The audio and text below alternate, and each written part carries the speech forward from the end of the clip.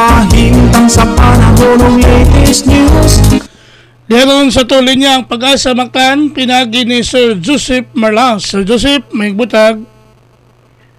Maayong butag usab sa Ariel o sa tuwang mga sukintig paminaw.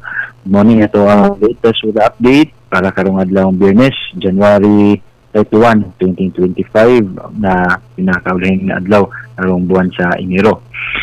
Sa atong monitoring, wala gyapon tayo gibantayan nga LPO Bagyo.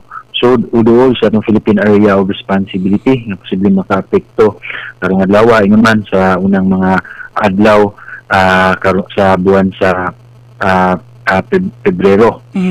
Samtang kining amihan o northeast monsoon may taday naka-apekto sa northern ug central Luzon ug ang easterlies o ang init nga hangin nga gikan sa silangan may naka-apekto sa nahibiling bahin sa atuang nasod.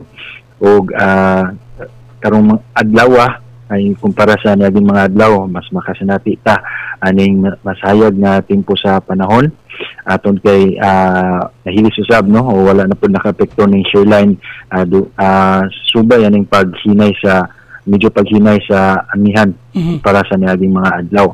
So karong adlaw ang tibuok Kabisayaan aduna tay fair weather condition ug kung natay mga pag-ulan kini mga patak-patak, mga pipila ug dili ra pud magdugay dala sa easterlies.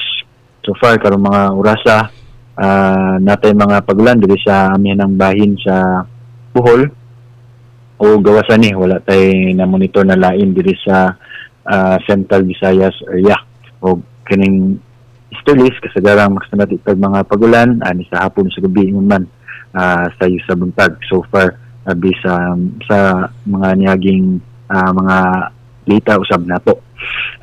Kahimtang sa itong hangin ng kadagatan diri sa Eastern Visayas makasinati ni og kasarangan nga ito nasa kusog nga hangin nga gikan sa silangan nga ito sa aminang silangan o itong kadagatan na ay kasarangan ug negosyon nga baluron ang kahintang. Samtang nagbibahin sa Kabisayaan diri sa Central Visayas area aduna tay hinay nga ito sa kasarangan nga hangin o itong kadagatan aduna gagmay nga ito nasa kasarangan ang mga pagbalod. Sa Cebu atong dagat mohunas ni sa La City 2 sa buntag nga nagimabon nga negative 0.4 meters umutaob sa 1:21 sa hapon nga nagilawmon nga 0.8 meters. Ato ang temperatura magasukod ni sa 25 ngadto na sa 31 degrees sentigrado. Atong haring adlaw musubang ni sa alas 6 city sa buntag ug mosalop sa alas 5:48 sa hapon.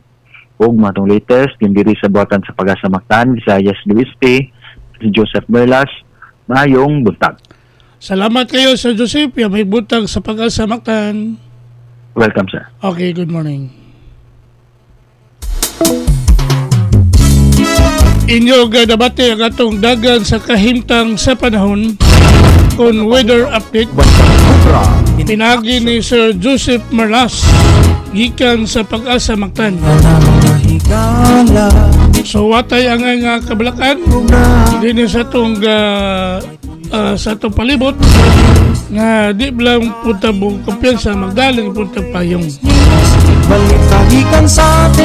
Salamat kayo ni Sir Joseph Marlas gikan sa Pag-asa Mactan nga naghatag sa itong dagan sa kahimtang sa panahon nining adlaw nga Biyernes Enero 31, tuig 2025.